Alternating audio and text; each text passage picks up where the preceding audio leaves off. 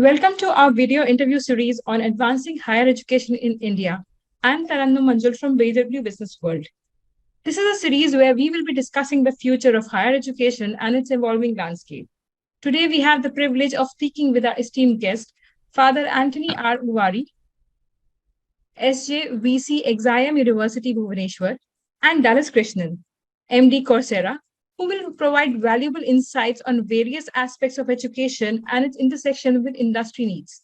Welcome to both of you. Thank you so much for joining us for this discussion today. So now starting Thank off, you. in fact, Thank you. Thank you, Father, and thank you, Dallas.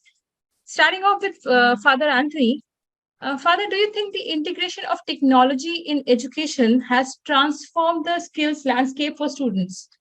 In fact, our first question would be on this only. In your view, how has the integration of technology in education influenced the skills of students that need to success? Yeah, it's a very interesting question. In fact, the information and communication technology have a very positive effect on student learning and should be included in classroom instruction, in my opinion. Most of the students believe that their learning is improved by integrating technology into classroom curriculum. Students feel that using technology in B school makes learning fun and helps them learn more and better. They believe that technology makes learning interesting, enjoyable, and interactive. B school students love to learn by doing, interacting, and discovering to invent and reinvent the new skill sets to match industry needs. So using technology in classrooms has the potential to create increased student motivation, increased social interactions, positive outcomes, enhanced student learning, enhanced student engagement, and capable of unlocking keys of learning with all students. This is, in my opinion, this is how the technology integration helps the students. That was a very important thing which you shared, Father. And Dallas, coming to you now. Based on your experience, engaging with the leaders from the industries and universities in the last couple of months, what emerging trends and priorities are you observing in shaping India's higher education landscape? Sure.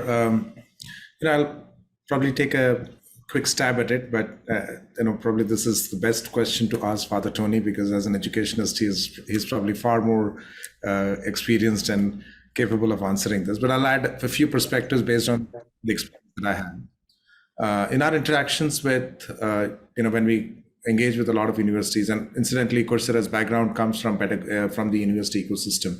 Both our founders were university professors from University of Stanford.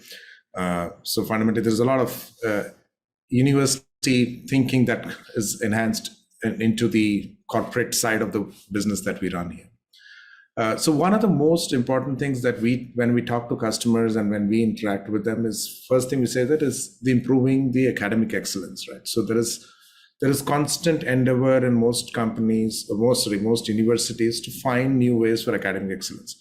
Now, one of the aspects that you asked is the leverage of use of technology. So there is a use of technology in terms of improving academic excellence. Now, academic excellence can be in multiple areas. One is something as simple as Father mentioned, student engagement, learning experiences, student outcomes. How do you improve that, right? As a tech platform, what we try to do is to see where can technology make a role in the context of the university systems, and how can we enhance that aspect of academic excellence, right? So that's one, I will say, top headline, improving academic excellence.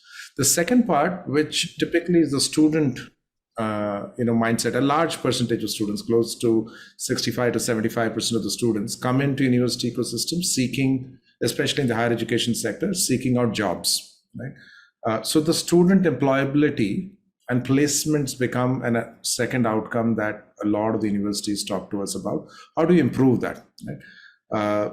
On the industry side, there is a lot of technology getting embedded in various jobs. There is a survey which says that about, even now with the the latest buzzword right now is ChatGPT or the LLM Gen AI models. And I was reading a report from University of Pennsylvania, which actually said that about 50% of the tasks that today's early stage workers do are under threat of getting automated right now. So those are the aspects that are coming in. So hence, what do we need to do when we look at a student today in the context of what do we need to prepare him so that he is ready for placements in the new kinds of jobs that will emerge? While automation will happen, some old jobs and tasks will go away, but newer jobs and newer capabilities will be required. So there is a constant, I would say, a cycle, and the shrinkage of skill currency is coming to another area where the student placements and student employability becomes a huge focus. There is an academic excellence to be done, but at the same time, we need to focus on especially this large segment of students that we do. Two other aspects which we hear from university management. One, especially in the context of India, I think there is a focus today around the accreditation and the rankings, right? Universities are in a very competitive space, especially the private universities. So there is an expansion of that. The gross enrollment ratios today are about 27%. The government wants to push it about 50%. So in that scenario, what we are starting to see is that, how do we work with universities to build out newer enrollments? How can they attract more students? And in that process, one of the areas that they work very closely is to ensure that the overall ranking of the institutions improves, which is linked with the first two. Higher academic excellence and better student placements have a direct impact on some of the other activities. So these are the four things that we tend to observe in the market as we engage with university ecosystems. Father Tony, I would in fact like to ask the same thing, something similar in fact to Father Tony, that since we're talking about incorporating technology and adopting latest technology in the curriculum, what is XIM University doing in terms of adapting the curriculum, things in the curriculum to incorporate the evolving technology trends and the market dynamics? Yeah, in XIM University, it has consistently maintained its position as one of the top B school in India. In the education space, we have this Xavier brand, which is well known globally for our high quality faculty and excellent learning experiences, global industry aligned curriculum, top ranked academic programs and international collaborations, and enriching campus experiences, excellent infrastructure with the green campuses, high level of professional skills and high quality career options. And in exams, overall, it's a faculty driven. No, when it is driven by the faculty, the entire academic system becomes a research oriented, teaching learning environment becomes better, and in the industry connect is very high. Strong student alumni interface is created, and it will focus on human dimension in the business while connecting business with the society. Along with the studies, we also encourage our students to get connected with the society, to take up some community activities. As part of their is what they call SRC, socially relevant projects. They do take up a lot of connecting with the society. And this gives it competitive advantages for them. Traditionally, we focus on experiential learning and immersion programs, which is embedded in our curriculum through our innovative and unique pedagogy to include industry experts, along with our core faculty to match with the evolving technology and market dynamics. Despite the unprecedented challenges posed in recent times, like COVID, XIM University responded very quickly and securely to the industry needs, and XIM was made a happy hunting ground for all the corporates and prospective recruiters. Academic governance and admission process continued uninterrupted. Quick adoption of technology in digital teaching learning And the governance as a part of new age work practices in XIM was underpinned by the adoption of key practices and behavior as a roadmap to succeed in the new digital age. I can give a classical example of the COVID. When the COVID started, we were about to complete our academic program. But I tell you, it was within no time our faculty and staff bounced back and they said there cannot be any more physical class for next 6 months or 3 months. Initially, it was predicted for 3 months or 6 months. So therefore, we need to complete this academic year. So within a week, they completed the whole academic year through online. Students have all left for home. They were not in the campus. And we were the first one in the country, I tell you, we were one of the first institutes to complete our academic program on that particular year as per our stipulated time. This is quite interesting, Father, because this is how, your university, in fact, XIM has actually adopted technology in the toughest of times. In fact, the COVID era actually told us how the best use of technology can be done.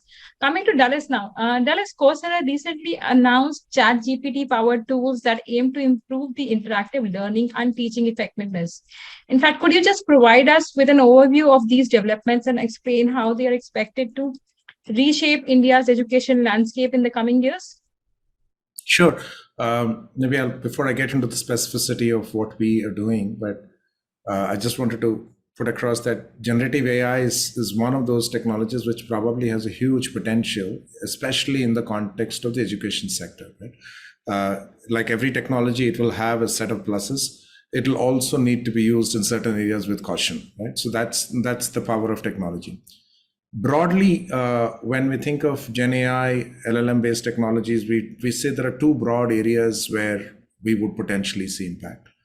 One impact is in the context of improving learning experiences of students, and then to be able to do that at scale, right? So one of the biggest challenges that you always have is when you have large universities, large number of students, how can you provide consistently very high level of personalized, help to every individual students, right? So that's one aspect, and where Gen AI has a lot of capabilities that can be done, and we are investing in a couple of use cases, and there is a beta pilot that we are running on one of the use cases, and I'll speak about that in a little while. The second part is mostly in the context of how you what I call build and structure content, right? Because digital learning is not going to go away. The new generation that is coming in is far more attuned to consuming both in-person physical classes, but at the same time, it needs to be complemented with access to a lot of digital resources, right? So that's an area. So one of the aspects that universities and faculty always need to do is how do you provide them a rich experience and a rich set of content, and how can you create something very quickly? So there will be another area where, in the context of providing content, in the context of creating content, right? So, and providing those experiences, we find Gen AI coming in as it will actually have a fairly disruptive impact. Coming to what we are trying to do, there are two current features that we have just recently announced at Coursera Day when we did an event with IIT Mumbai about a month back. One is what we are calling it as Coursera Coach. Think of it like an expert tutor that is available as you learn, where a student can ask his or her doubts. And then it is not taking the internet, where the context of truth and context of veracity of that information may not be accurate, but it is limited to the content that comes from the topmost universities and companies. So it's actually validated credential content. So the student gets experiences and learning profile around that, right? So that's one tool that which is in the context of providing better learning experiences. Second is a tool that we are providing to faculty, which is where a faculty uses his rich experience, his lectures, his content, and then combine that with globally available content from the best universities or the best companies in the world. So you can actually combine and create courses at rapid speed using the power of generative AI. So what would take probably weeks can be done in probably hours, right? So that's the impact of the second innovation that we're currently in pilot with a few universities in India around this. And hopefully this will become, hopefully a tool that will help a lot of the faculty in their teaching and providing better learning experiences to students. Dana, since you're already working with a few universities, in fact, it will be really great if you can share how universities with which you have partnered have experienced improved outcomes, such as career readiness and job placements. Sure. So when we work with about 1,100 odd universities in India. About 100 of them have taken the enterprise platform subscription, and they leverage us in their teaching process. So there are a couple of areas that we tend to work with. One is in the context of core curriculum, right? So when like any subject, let's say an MBA in this particular case, as you're teaching, there are some foundational subjects that you teach in semester one, or sometimes in cases when a student comes in. Also, the resources, a lot of them use Coursera resources. For example, there is a Wharton set of business foundations fundamentals that is given to every MBA student before he joins the MBA, because MBA gets very, very different types of people. So you can actually give these foundation courses in the core subjects of management for students coming from different backgrounds, so that everybody has a context before they start their MBA program. So we have seen people embedding these in their curriculum so that student comes better prepared. Second thing is teachers use it in their lectures as an add-on resources. A teacher may reduce his lecture hours from 5 hours to maybe 45 minutes, and then provide, let's say, a Princeton course or a John Hopkins course on data sciences to be what the student will actually go through. And the teacher comes and does office hours, so that there is a lot more interactive and applied learning that they do, right? So that's the one scenario that we've seen in the core subjects. The second part is in the context of employability, where a general MBA, how do you combine that with skills that are more in demand in the industry, right? So for example, today, if you have an MBA with a specialization in AI, and maybe in the context of Gen AI, maybe an additional specialization in Gen AI, that will be of use. So how do you offer students a multitude of electives so that he can specialize in an area of his choice and explore a career, right? So that's the other area where we work with a lot of the top companies in the world, companies like IBM, Google, Facebook, Intuit, so on and so forth. They have created career-oriented, role-driven entry-level course paths and certifications that then get offered as an add-on professional certification in the courses. Sometimes they're offered as a standalone, sometimes they're offered in conjunction with credits within the university ecosystem. So these are the ways that we have seen universities incorporate platforms like Coursera in their curriculum to overall enhance the employability as well as students' readiness for the corporate world. Thank you so much, Dallas. And in fact, coming to you, Father, now. Father, incorporating online learning for credit has become an essential aspect of bridging curricular gaps and enhancing the industry-focused education. What specific measures are you taking to leverage online learning for credit within your university? Once again. As I said, incorporating online learning for credit has become an important essential aspect for bridging curricular gaps and enhancing industry-focused education. So what specific measures are you taking to leverage online learning for credit within your university?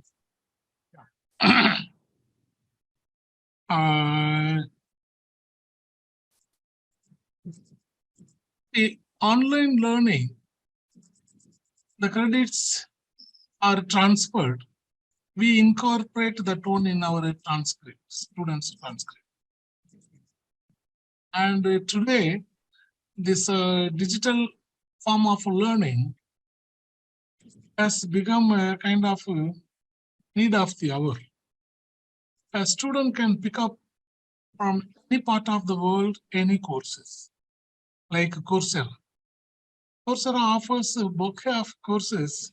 The choices are plenty, but it is the interest of the student, as per his specialization, interest, he chooses whichever. We also have introduced in our university, we encourage our students, at least 20% of the total courses you can opt for online programs, online courses. We encourage our students because this is one is time, another one is the effectiveness, the efficiency increases, and also saves a lot of time and energy for a student and also for the faculty. In our university, we also have introduced an online program called VIL, Virtual Interactive Learning. Virtual Interactive Learning, where we are, at the moment we have 40 students. 40 students are there registered in the program. It is a 1-year diploma program. 1-year diploma program. The entire program will be online, but also on weekend, Saturday and Sunday. The entire program is online, and they are all working executives. On Saturday, Sunday, they attend this program, and the courses are, the classes are scheduled such a way it is convenient for the participants, right? And at the end of the year, only for 10 days they come to the campus, just to have a hands-on experience of the campus, so that you also can say, I have graduated from this campus, you see. Otherwise, without knowing the place and the people in the campus, you may not have a very good experience through online, but then by physically seeing the campus, witnessing the campus, interacting with the faculty face to face, that also is a very meaningful program for them. So these are some of the things that we do in our university while integrating the entire digital form of mode of learning has got its own advantages, right? Yeah. Thank you, Father. In fact, thank you for sharing that. Dallas, coming to you now. In fact, there has been a lot of conversation about bridging the skill gap. Now, when we speak about bridging the skill gap, how do industry-aligned micro-credentials offered by universities through platforms like Coursera actually contribute to this and enhance employability? Yeah, great question. So I guess the industry academia gap and issues have been time immemorial, right? I think I passed out way back in 1995. We used to hear the same issues then, and we hear similar issues today. But there is one growing trend which has come out very, very uniquely, and that is industry coming and emerging as an educator. Right? Now, that's not to say that they are becoming a university or they are offering this as an alternative to the university ecosystem. But industry is seeing a role that the space, especially in the technology sector, the pace at which technology is evolving, they see they have a role to play if they have to create skills in this place. So as a result, you find some of the largest companies in the world are actually investing huge amounts of money in creating new skills in the marketplace. And these are not necessarily linked to the products that they sell. These are not necessarily linked to the technologies or the resource pool that will only benefit them. They're doing this in the context of broadening this. So the broad headline there is the industry is emerging as a key educator in this, right? So some of the few examples are, let's say IBM is a big player in this space. Meta or Facebook is a big player in the space. The third one, which is very extensive, is actually Google, right? Some of them come from the angle that in the future, the digital jobs that require a lot more digital skills will tend to have higher wages. Right? So that's the context. And how can we have people who are coming from non-traditional background to build technology or digital skills so that their overall wage levels can go up and thereby the overall societal impact can be a lot more. Right? So that's the background to industry emerging as an educator. So in the context of that, what Coursera did was we actually did a survey with McKinsey, which told us which are the emerging top 100 job roles in the world where entry-level talent is required, where digital skills are in shortage, right? So they gave us a list of 100. From there, we have chosen about 50 of them across various domains, technology domains, business domains, non-business domains like healthcare, like tourism and stuff areas like that. And we went to the topmost companies in this space. For example, in healthcare, we went to CVS, right? In technology, obviously, IBM, Google, Facebook, Microsoft, AWS. These are some of the companies that we went to. And then we created a entry-level job role specific career paths and learning paths that a student can take.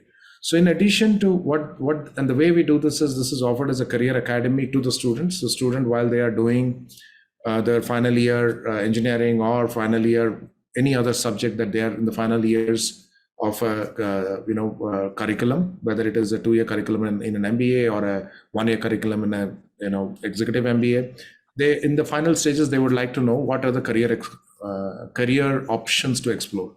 So it allows them to go through role discovery, what skills they require, what skills they have today, they can check themselves, and then build new skills that can potentially land them into jobs. So we find this. So this is the area where industry is offering credentials around it.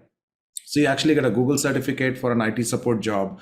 You get an IBM certificate for a data analyst job. You have an IBM certificate for a supply chain analyst job. Now, these are all incidentally the entry-level jobs. It's not a course on supply chain fundamentals. It is a job-specific learning path that prepares that person to become a supply chain analyst. Or in the Google's case, you become a data analyst, right? And then you have a career path from analyst all the way to becoming a data scientist, right? So it allows them to go through that professional career path, which comes from Google, and that allows the student to learn the right technologies underneath it. So this is one of the new trends that we see, and this is not just in India. We see this as an issue across the world. Even some of the topmost universities in the US, they have adopted this because they too need the space at which the new ed skills needs to be incorporated into the curriculum. Thank you, Dallas. In fact, my next question is to both of you, to Father Antony and to Dallas, both of you. And in fact, first it would be to Father Antony. In what ways, can the integration of generative AI in higher education transform the learning experience? What's your opinion on that? Well, as we understand, AI, artificial intelligence power customs e-learning solution, which can assist any professors in bridging the knowledge gap between their lectures and the study materials. Such software can help them to create the personalized courses and figure out how to make them better so they can educate better to the new generation of students. AI-powered algorithm can gather data on student behavior, such as how long they spend on certain tasks, what types of questions they struggle with, and how they interact with the learning and reading materials. This data can be used to identify patterns and trends that can help improve teaching methods and curriculum design. AI in education can help generating low storage study materials and other lessons in digital format. This way, students and the experts can leverage the entire study material without taking much space in the system. With the ability to analyze data on student performance and preferences, AI can help educators to create customized lesson plans and assessments that align with each student's unique strength and weaknesses. This can improve student engagement and motivation and ultimately lead to better academic output. AI-powered tools such as adaptive learning systems can identify individual student needs and provide tailored learning materials to enhance their understanding of the subject irrespective of the course domain. So this results in improved student engagement, retention, and academic performance. Along with the technology, the transformation is bound to make a paradigm shift across learning. Today, technology like the Internet of Things, augmented reality, artificial intelligence, blockchain, cloud technology, mobile internet, machine learning, deep learning, etc., have the potential to add significant business values to our graduate students. So these are some of my views on the question that you asked. Dallas, in fact, I would like your view also on the same. Sure. You know what? Father Tony has given a very comprehensive answer on this. So, I think he has covered all aspects of the education. So I'll limit myself to something more. I'm a technologist by background, over 27 years in technology. So let me limit myself to where this is coming together. Right? Let me take the first one. When online learning first came up, it was nothing but just a bunch of recorded videos, right? So you would go see the video. The engagement in that video is normally limited. When you think from a young student, the attention span is small, 2.5, 3 minutes, 5 minutes. But if you have 1 hour video lecture, most likely they will fast forward, may not see it, may not even absorb it because they are zoning in and zoning out. So that was how the initial online learning tools emerged. Then started emerging some new technologies which made the videos interactive, where you would, as you go through the course, you will go through a quiz, which will test you for memory. As you progress a little bit in the course, it will test you for applications. It will give you some applied questions. As you finish a couple of modules, it will ask you to write and submit a capstone, which is more complex to do. So that's how the evolution of online learning has been, which has become far more interactive. What the emergence of Gen AI, especially Gen AI tools, does is that it will allow them to, the learning will become more active, right? Today, the one aspect is, as I'm learning online, if I have a doubt, what I need to do is that I will probably put a question, and there is somebody in the discussion forum, the professor or the teaching assistant comes, responds when they are available, or one of my peer learners comes and responds. So it's not real time. But with Gen AI, what this does is that you can actually have a very intelligent tutor, which is built on the knowledge of the platform and the data that you have available. And then from there, it is able to do real-time engagement. And as Father Tony mentioned, students are of different types. Some students are much smarter, some students are slower learners. So you need to provide every student very personalized tool. So that becomes a very powerful tool, is one element that I would call, right? The second, think of it like a AI teaching assistant that is available 24/7, that is able to align closer to my specific learning habits, right? So that's the summary of that.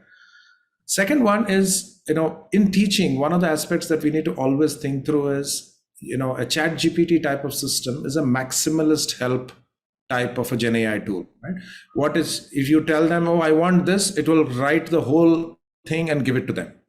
So as technologists, when we are building these Gen AI systems in an education system, we think of it that it should be built in such a way like a great teacher. A great teacher doesn't give the full answer. A great teacher he gives you a little bit. He's like a minimalist help. He'll give you a little bit of it, and then he makes the student go and do that. So we don't want the chat GPT to be represented in its full form, which is maximalist help, so that the student doesn't have to do any effort. But as a technologist, what we're trying to work on is that leverage that great capability, but align it to that minimalist help so that the student makes curated progress in the context of the learning outcomes that we do, right? So the other aspect which Father spoke a little bit about is the AR, VR technologies, right? Virtual reality technologies. That has a great power, especially in soft skills. In the emerging world, while the hard skills will constantly keep changing, soft skill will keep improving and becoming more mature, right? So your communication skills, your adaptive skills, your critical thinking skills, your problem solving skills, you only can improve on them, right? Hard skills will go away and then you will have to replace with something new. But those are becoming far more important, right? Because problem in a work environment, collaborative work environment, problem solving, critical thinking probably are two of the most important skills that our skill survey report in 2023 came out with. So in those areas, AR/VR technology can provide a student a safe space to practice communication styles, various settings, a conference room setting, a auditorium setting, a large audience setting, and then AI tools is able to tell him, okay, here are the areas you could improve. Your intonation here is better. You need to speak in this particular way. Your pace is too fast. So it becomes far more customized and allows people to build soft skills. Similarly, critical thinking skills and problem solving skills through simulations and exercises through AR/VR tools will be another area to look forward to. So these are some application areas that we see. And as a technologist, I'm excited about how technology can be of help. And especially in the context of working with universities to ensure that the university pedagogical approaches are protected. We don't want to generate a new set of people or a workforce which doesn't need to use their brain. We want them to use more of it, right? So that more innovations can come in the future. Thank you, Dilas. In fact, that actually brings us to the, towards the end of this discussion. And before we finally conclude this discussion, my last question to you, Dilas, would be that as we move ahead, what is your take on how universities in India should think about collaborating with Coursera? So as I mentioned, we work with quite a few universities today, and we tend to be, we want to, the way we look at it is that we have an opportunity to work in achieving the two broad objectives. One is improving the academic excellence, and we want to look for opportunities where that could be done with universities. And second is the impact area for students, which is how can we improve student employability and placements overall, right? These are the two broad areas that we tend to see as an outcome that we want to work with universities in India. Perfect. So that actually brings us to the end of the entire discussion. And we've had a wonderful discussion on how, advanced technologies and AI and ChatGPT can actually help in enhancing higher education in India. Thank you so much, Father Antony, for your time and for your valuable thoughts and valuable views on this. You have been using technology in your university and you shared your experiences with technology, especially in the COVID times. Thank you so much, Dallas, for sharing what Coursera is actually doing and what Coursera can actually bring to the table for all the universities. It was a wonderful discussion with both of you. Thank you so much. Have a great day.